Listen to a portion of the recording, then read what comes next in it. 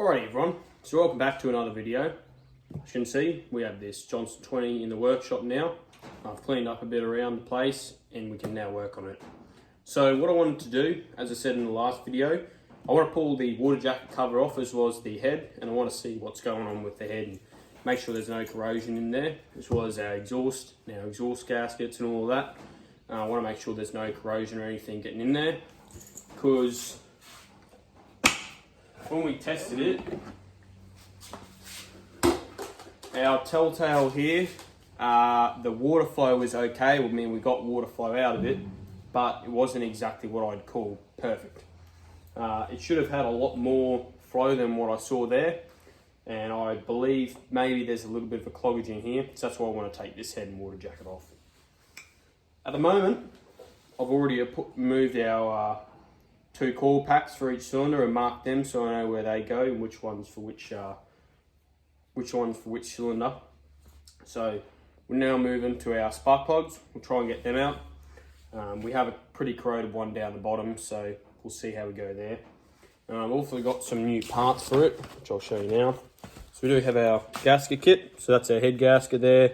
We've got a heap of other gaskets for the power head. We've got our exhaust gasket there, our water jacket gasket there. There's also some crank seals, but because we're not doing the whole of the power head, we probably won't use the whole of that gasket. I also have a water pump impeller kit right here. This has got everything in it. We've got our impeller, our little wear plate goes inside of our housing, as well as the housing itself. There's a couple of little seals and bolts under that as well, which I'll be putting in too. And hopefully, once I've got all this fixed up, the outboard will actually pump water how it should. So I'll pull the spark plugs out now. Hopefully we can get them out easily, without much drama. Top one come out pretty good. Well, it's loose. It seems to be loose anyway. Go to this bottom one now.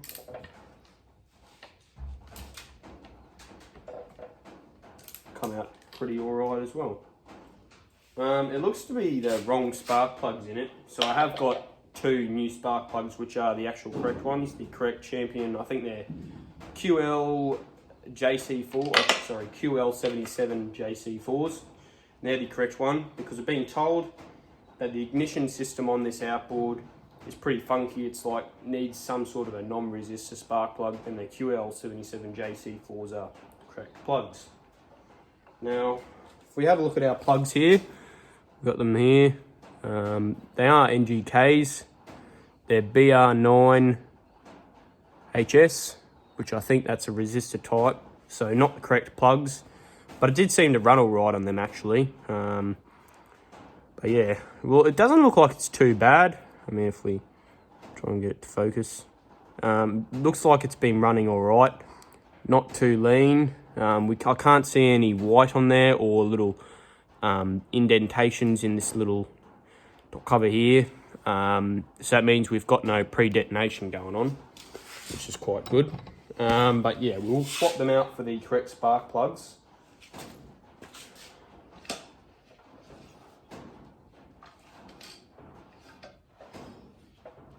Seems to be going okay. Everything rolls around nicely, so I'll leave that. Start pulling this water jacket cover off. So for this water jacket cover, we have 3 screws on top for this thermostat housing, and the rest of the screws hold the water jacket cover on. So the two head sizes on this, we have 3/8 for the 3 thermostat housing screws, and then the rest are just 7/16, and that holds your water jacket cover on. So I did break a couple of these free last night. They're actually coming out really, really easily. Touch wood, but they will keep coming out easily, because at the bottom we have some ones pretty corroded. So here's our water jacket cover, you can see. Just leave that spanner there. There we have our 3 3/8 bolts holding the thermostat housing on, or the top of the water jacket cover, which is the thermostat housing. Then we have our rest, which are 7/16. These bottom ones, I've sprayed a lot of WD-40 into. I managed to break that one free last night. It's very tight, but it's coming. That one I don't know if I did, but yeah, the bottom one is going to have me freaking out because, as you can see, they're quite corroded. But again, with that spark plug, have a look. This is the spark plug that come out the bottom. As you can see, it has a lot of corrosion on it, so not real ideal, but it seemed to come out quite easily, so I have faith that these will most likely come out decent. But yeah, we can only hope. So yeah. Alright, so I've got just a standard ring spanner here. We'll try this bottom one and see how easy it comes loose. Hopefully it does. Might need to clean a bit around it first. There's a lot of corrosion build up. Just to make sure we get that ring spanner on as much as we can. Ooh, it actually broke loose. What I'll do is I'll work it back and forth to try and break some of that corrosion off.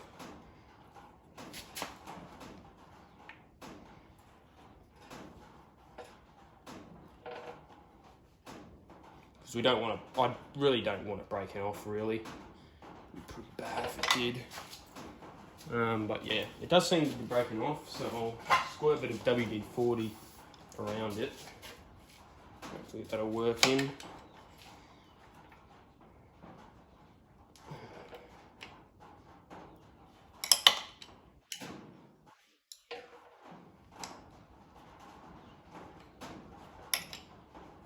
That's pretty much loose. Spray some more in there.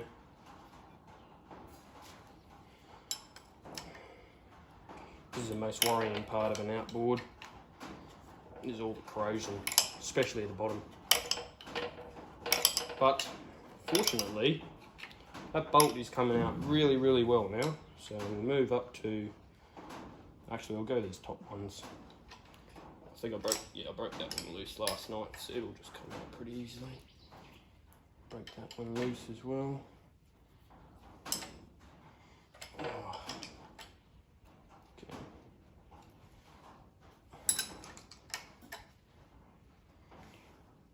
Those top ones come out really easy because the salt water doesn't seem to get up to the top ones as easy, so they usually tend to come off pretty good. Well, that one actually come off really nice. Undo it a bit. Spray some WD-40 into it.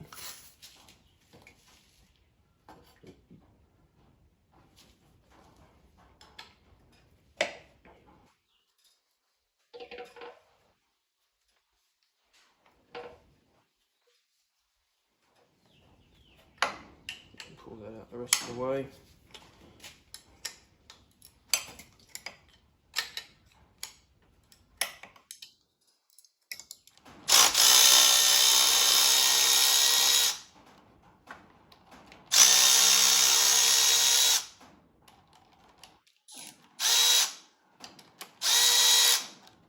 Okay, so here's our water jacket cover. As you can see, there is a lot of salt, sand and corrosion build-up. Some of this I'm not even sure what the hell it is. Also got a gasket here, which is not in very good condition. And up here is our head, which is also not in the most flash of condition. You can see we've got like a lot of sand and grit build up in there. So yeah, I'm gonna have to try and find out how I'm gonna pull the rest of this head off, because I don't really like the look of that. I'm probably actually glad that I decided to pull it apart.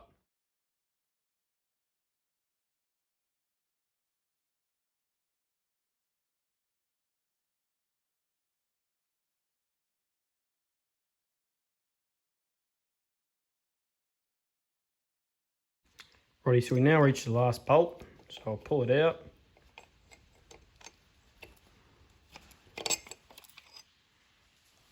Put it into a little tin down there of broken, not broken, but bolts that we've got to clean up. And now, moment of truth. Actually, not gonna lie, it's not as bad as I would have thought. I would have thought they would have been fully clogged up. It is bad, but it's actually not too bad. So I'll leave that down there. Check out these bores. It looks like we got a little bit of water seeping into them. There's our head gasket. Take that off and have a look at it. Okay, so there's little pipes we've got to fix. The little, I think they call them deflectors or something like that. There's like 2 of them, or 3 of them, sorry, in the head. There's a lot of build up around here as well, so that's pretty bad, or pretty average. With the head gasket, oh, we got any blowage? Oh yeah, we do. Oh no. Where's that new one? There.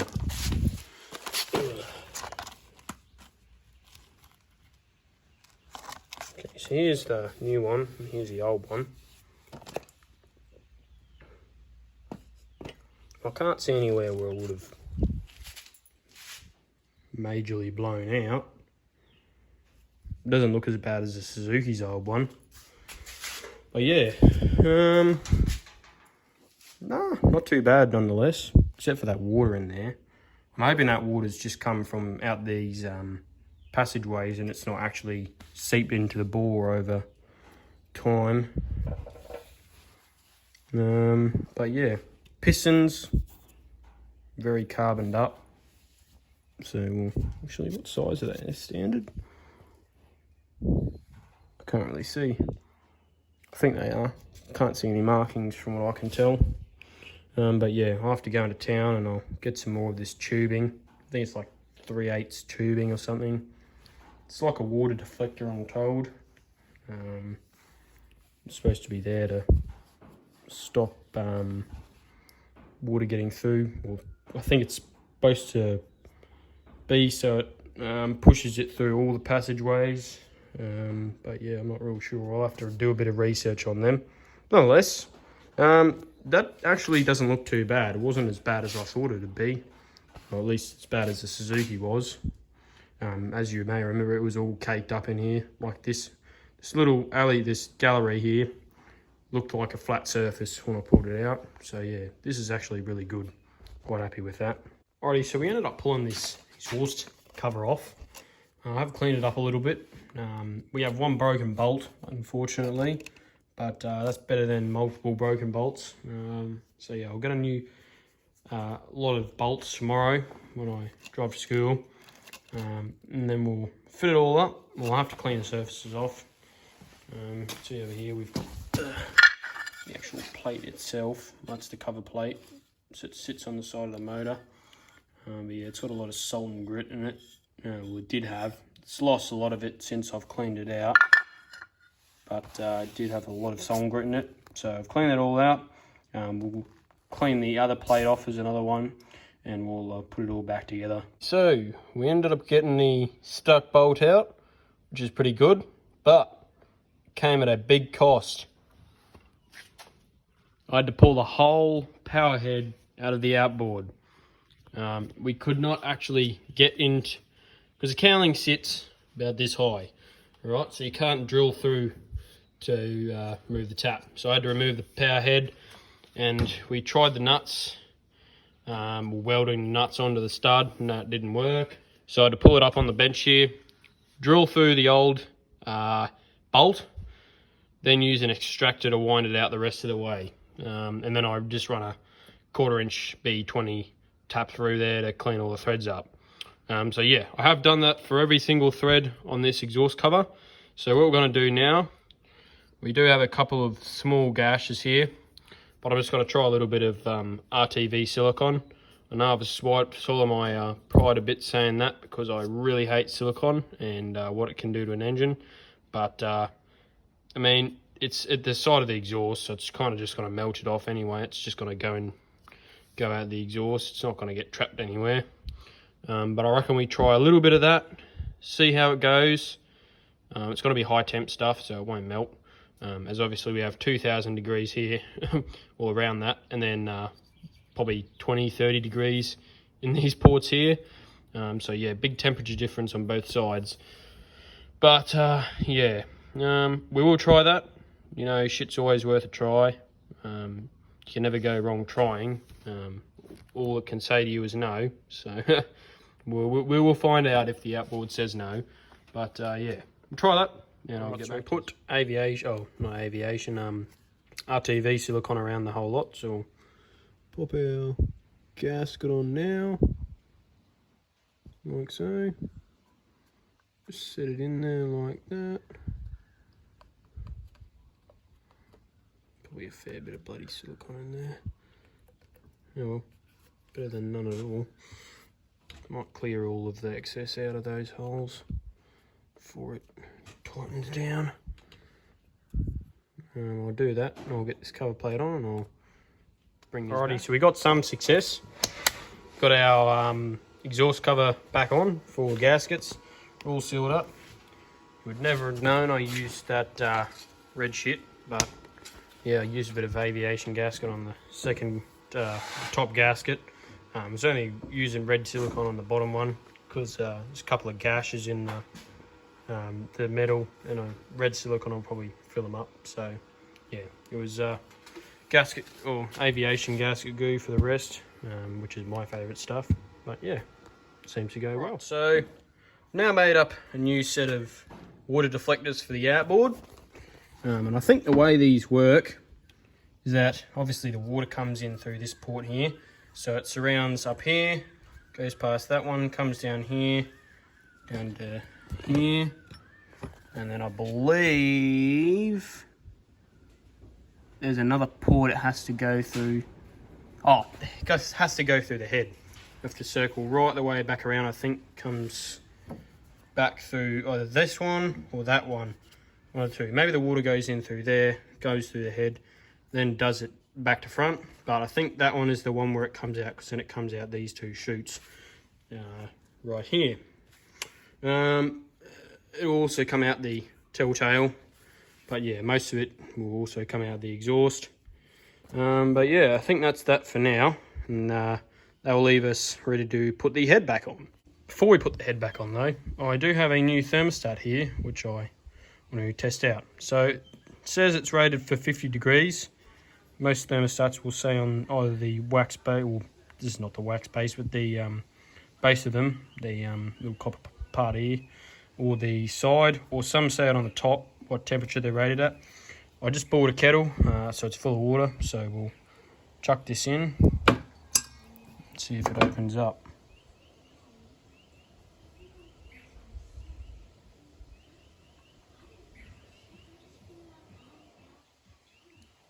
Oh, I've seen a bubble, so it looks like it has opened up a little bit.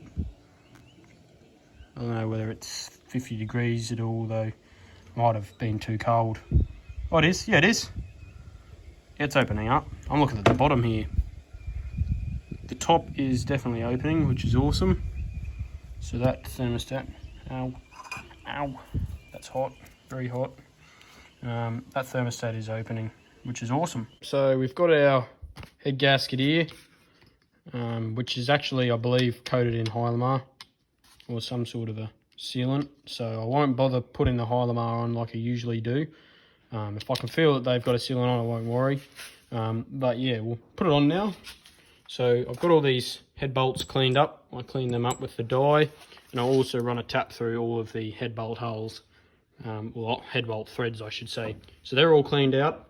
I will put some anti-seize on them before I put them in. Oh, then again with these ones, whoever has to pull them apart, or whoever has to pull the outboard apart again, will not have as much trouble as I did, hopefully.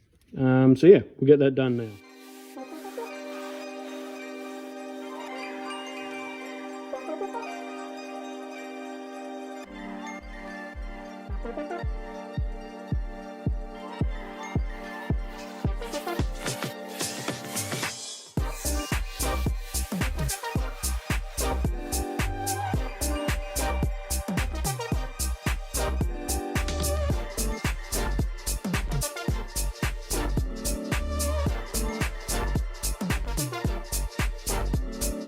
Alrighty, so we got two torque wrenches here.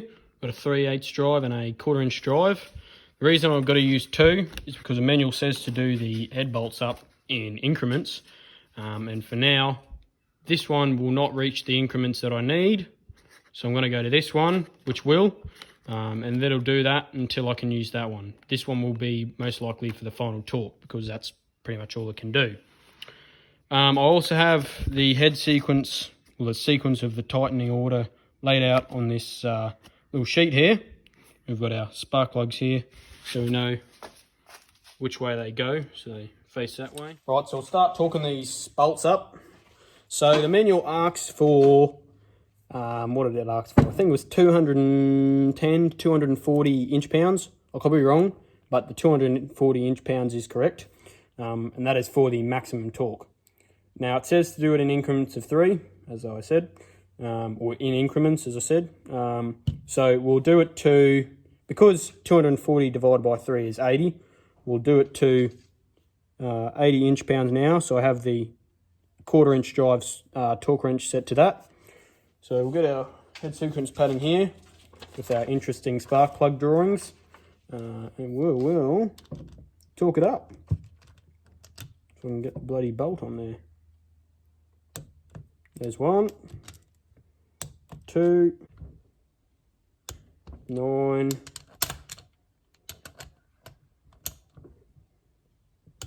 and 10. I'll double check them again to make sure they're the right. Yep.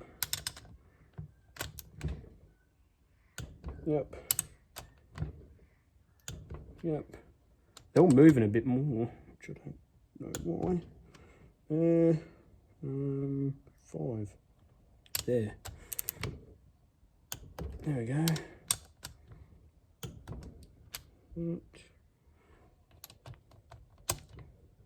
7, 8, 9, 10. There we go. Now, when I do get this outboard running, if I do, that's not guaranteed that I will. Hopefully I do. We're hoping that we will. Yeah, I'll have to heat it up to its operating temperature and run it for a bit, and then cool it right back down, or sorry, not cool it right back down, let it cool right back down, and then I'll have to go all of these head bolt torques again and make sure they're torqued up, because otherwise, that's why some people get head gasket leaks, because they think, oh yeah, I'll torque it up, that's all done now. No, it's not.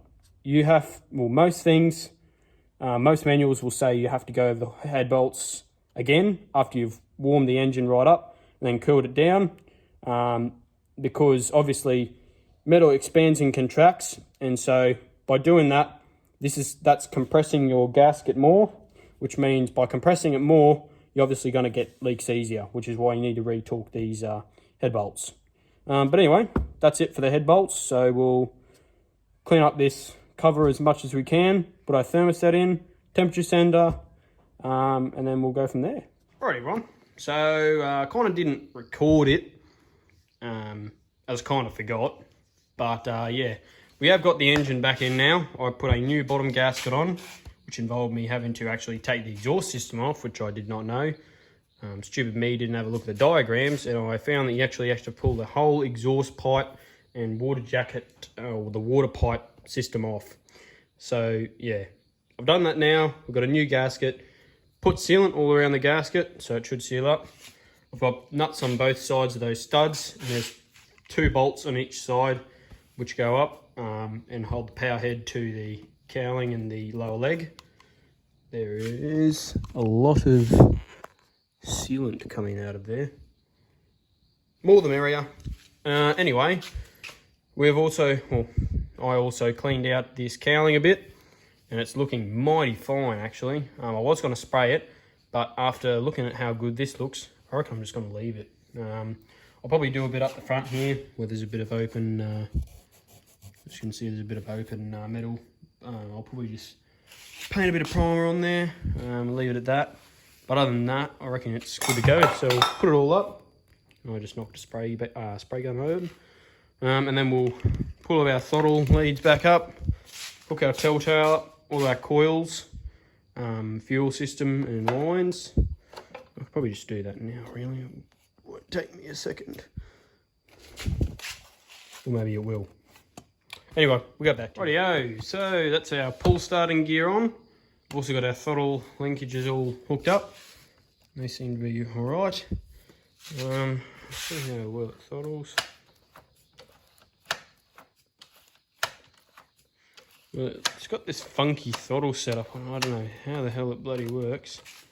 I think that's your lock or something, like a throttle adjustment screw, something along those lines. Actually made it a bit easier. But yeah, no, I'll leave it at that. That seems to be working quite well. And our primer, yep, primer is not working just yet.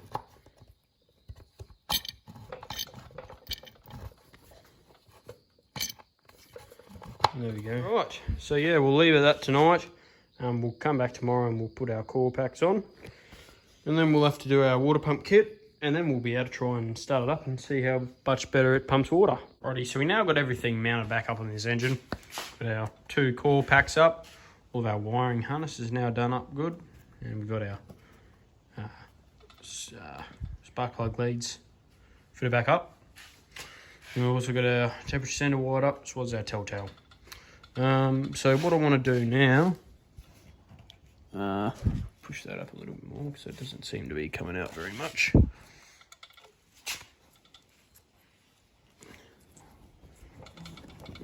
There we go. Yeah, what I want to do now is I want to obviously rebuild that water pump. We've got the kit over there and the leg over there, so I want to rebuild that now. Okay, so as I said, we're now going to dismantle this water pump, put the new one in. So I've got all my tools here. Start dismantling.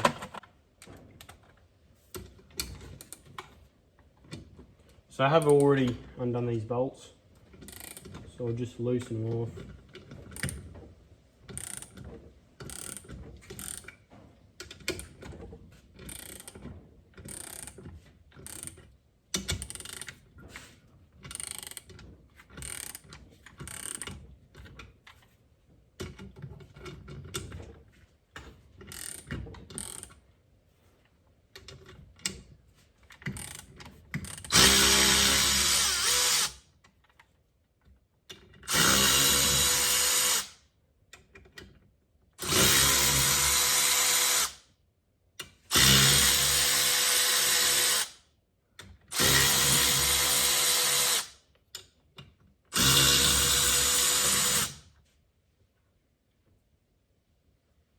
Alright, that's all of our bolts.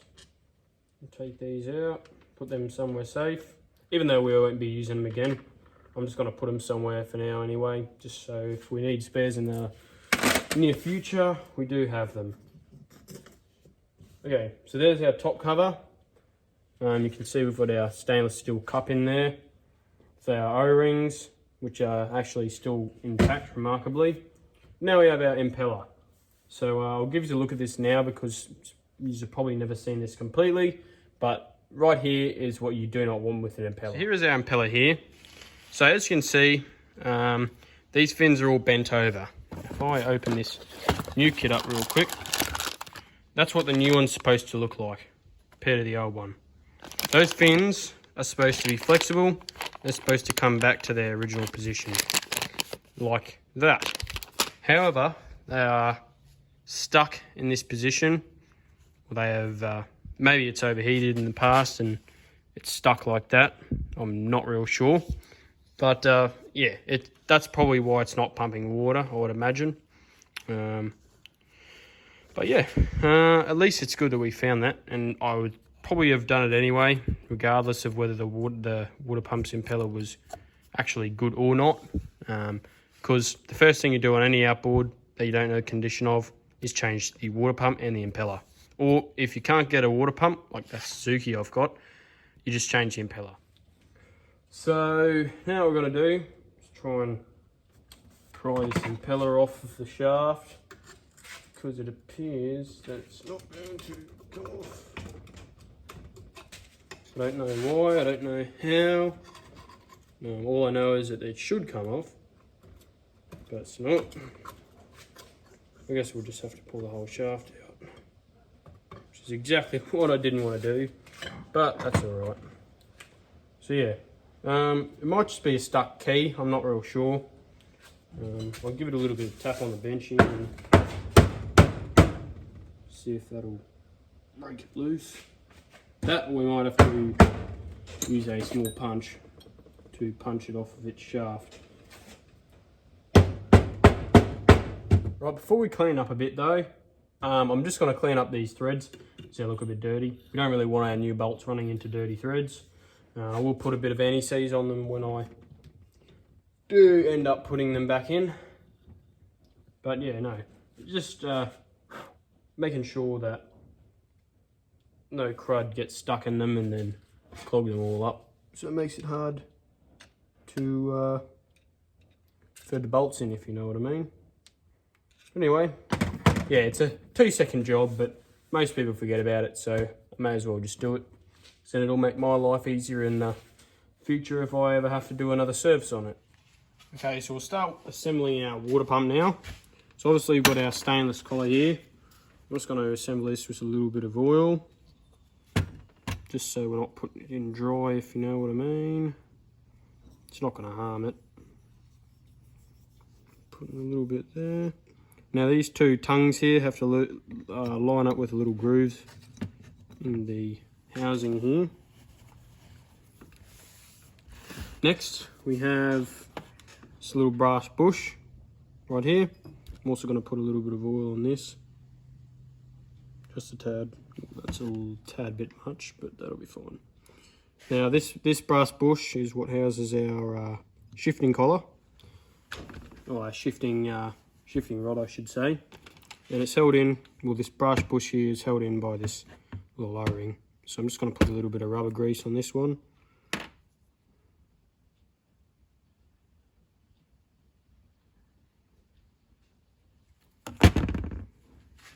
Just so it's nice and lubricated. And then we'll just push that in there.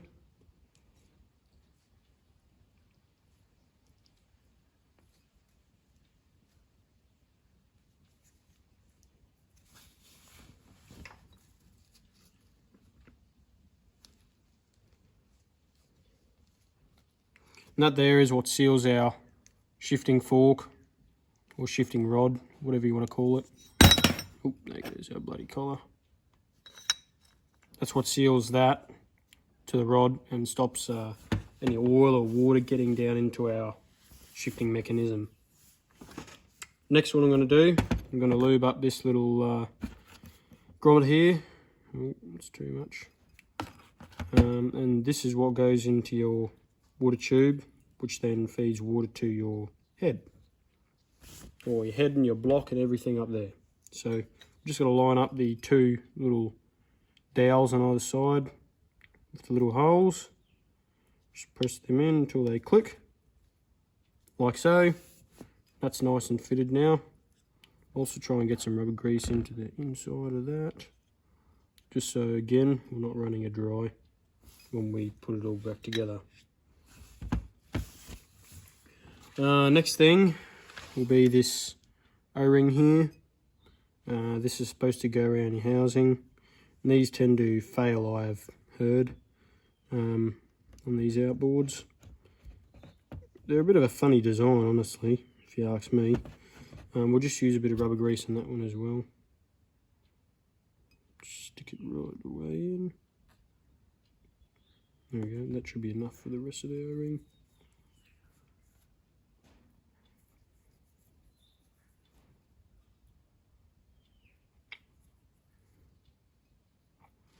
Okay, we'll slot that in. Hopefully the rubber grease will hold it in. There we are. Then we have this O-ring here, which I actually forgot. That's supposed to go in this little housing here.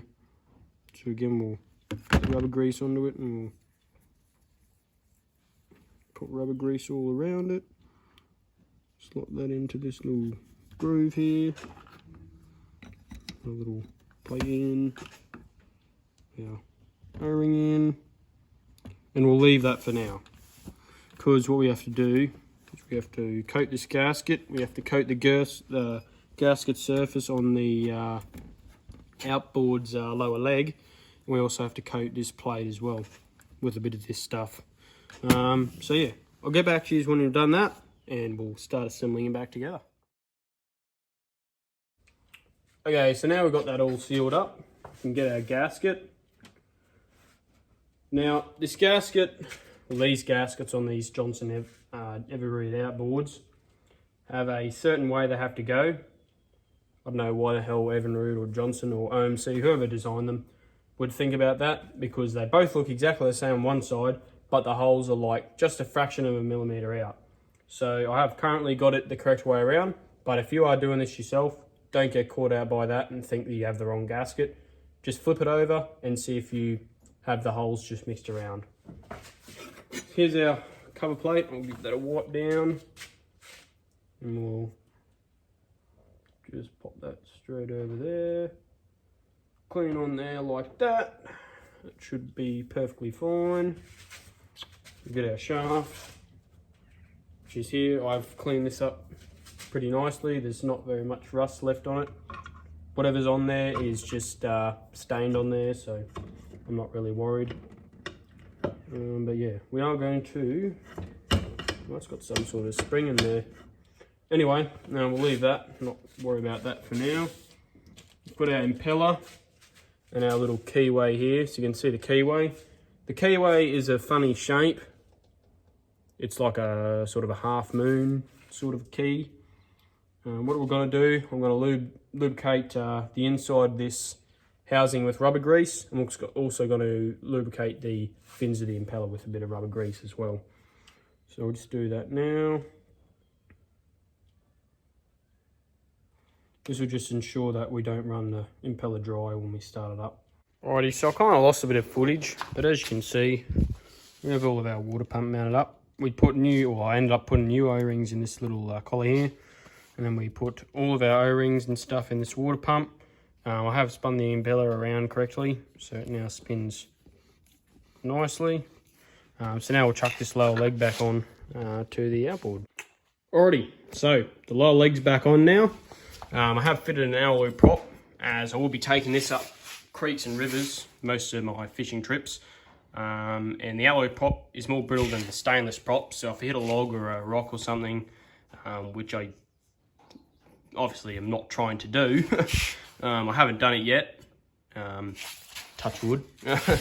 But yeah, if I do manage to hit one, it's going to break the prop and not the lower leg, whereas with the stainless prop, I'm more likely to break the lower leg than the prop, because obviously the stainless is more ductile and strong than the brittle cast alloy. But yeah, anyway, moving on.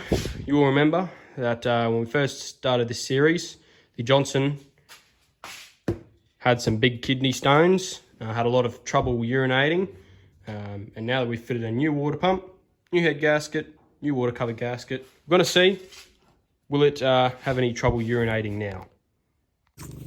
Okay, so we got the Johnson in a bucket of water now. Try it out. On the old fuel system up. Set our throttle.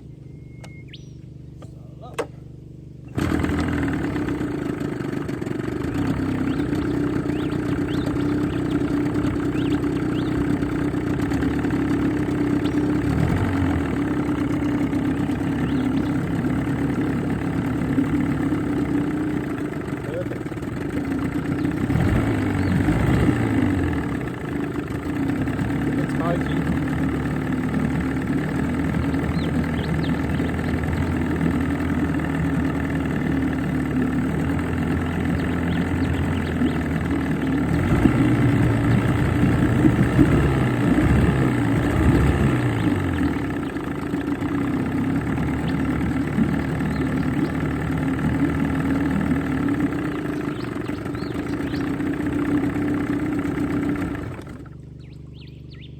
There you go, that's going nice. Yeah, seems to be peeing like an alcoholic after they've broken the seal. It's bloody peeing real good, real nice and strong.